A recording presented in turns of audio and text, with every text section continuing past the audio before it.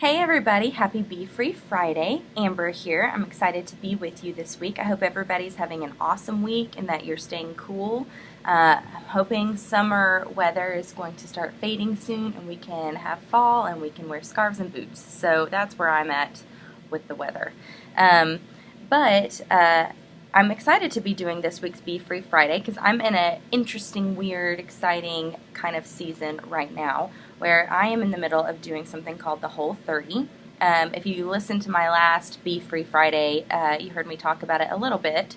But it's been going really well. I'm on day 19 right now, so I only have a little bit left, and it's been going really awesome. I've really enjoyed it. It's tough sometimes, but I've enjoyed it. It has made me realize a few things.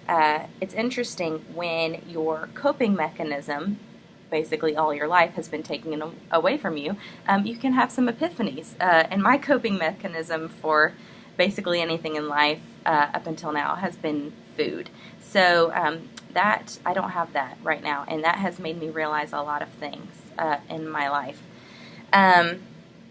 And I read something interesting. It was in one of the Whole 30 books, and it was talking about kind of what we eat and every single thing that we eat and how to be conscious of what you're eating and why you're eating it.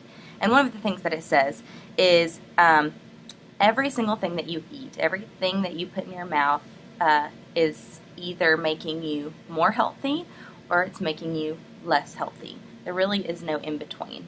And for me, I had not ever thought about that really before. I was eating things because they tasted good or because I liked them, or I craved them, not because they were making me more or less healthy. And I never have had that kind of intentionality about my food before.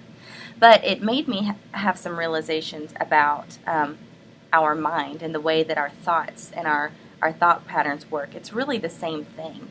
Today we're going to be talking about having a renewed mind and what that kind of means for our daily lives and what that looks like. And it kind of is just, in my life, going hand in hand with my eating right now. Everything that I eat is going to make me more healthy or less healthy. And in the same way, every thought that comes into my head is either going to lead me towards life or it's going to lead me towards death. And I don't think that we always think about it in that way. Every time we've talked about having a renewed mind, for me, it's kind of seemed like an overarching thing. Like it's my whole mind needs to be renewed, and it does. But I listened to this awesome sermon by Seth McCoy. He's a teaching pastor at Woodland Hills Church. I would encourage you to check it out, download. It's a sermon on a podcast. It's really great. But he says this, and I want you to just think about this for a second. Your mind is the ceaseless flow of thoughts and ideas that make up your life. So your life is made up of thoughts and ideas. Everything that you think is really contributing to who you are and what your life looks like. He goes on to talk about how our years are made up of months, are made up of days, are made up of moments. And if you pull back from a moment, you can see these thought patterns that we have in our life that we continue to perpetuate, and those make up our whole entire life. And so he kind of describes it as like a wire, and if you picture your mind like a wire, and there's all these beads on a wire, and all day, every day, 24 hours a day, your mind has this constant flow of thoughts, and those are those beads just constantly flowing through your mind. And each one of those beads, each one of those thoughts, however big or however small, is leading you closer, one step closer to life or one step closer to death. And there really isn't an in-between. And that has been hugely empowering for me this week. Anytime that I'm maybe working out and I think I feel really weak today, I can't go, I'm too sore, I can't do this today. I've been able to kind of take that thought, take it captive, like Paul talks about, and hold it accountable. Listen to this Bible verse real quick. This is Romans 8:5-6, and here's what it says. Those who live according to the flesh have their minds set on what the flesh desires. But those who live in accordance with the Spirit have their mind set on what the Spirit desires. The mind governed by the flesh is death, but the mind governed by the Spirit is life and peace. And that's how it is. Our minds are either governed by the flesh or they're governed by the Spirit. And it's important that we examine our thought life and our thought patterns to determine what is dictating our life. Is it the flesh or is it the Spirit? Think about your drive to work this morning, or if you didn't drive to work, if you stayed home, think about what you were thinking maybe while you were eating, or a time that you're not intentionally thinking about something, kind of that dead space.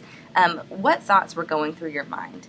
For me, sometimes, most of the time, when I have that kind of lull in activity and my mind is at rest, I'm thinking about things like, oh, I bet this person's mad at me because I didn't do such and such, or I wonder if I'm going to be able to succeed doing this thing. Oh, I'm really worried about the future, or my mind starts just thinking.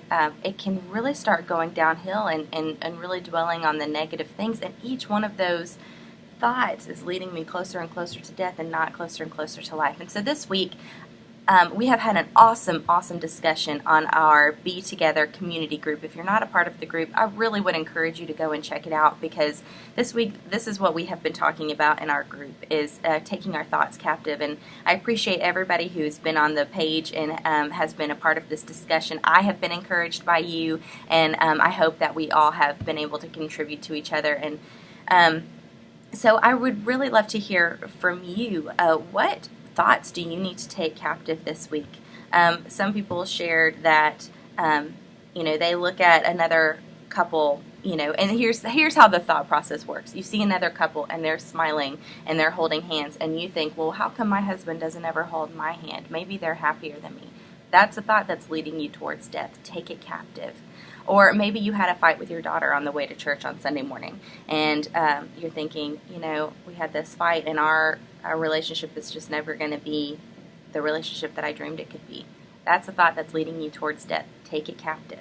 So this week, let's take these thoughts captive that are leading us towards death and replace them with thoughts that are going to lead us towards life. And those would be anything that is a fruit of the Spirit. Love, joy, peace, patience, kindness, goodness, faithfulness, gentleness, and self-control. If it doesn't fit into that category, then it is leading you towards death, and it has to be taken captive. So I hope that this encourages you this week.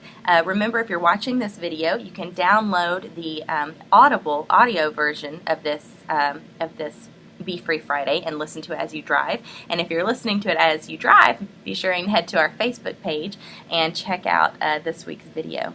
I hope you guys have an awesome week. I've loved getting to talk with you this week, and I hope that I will hear from you soon.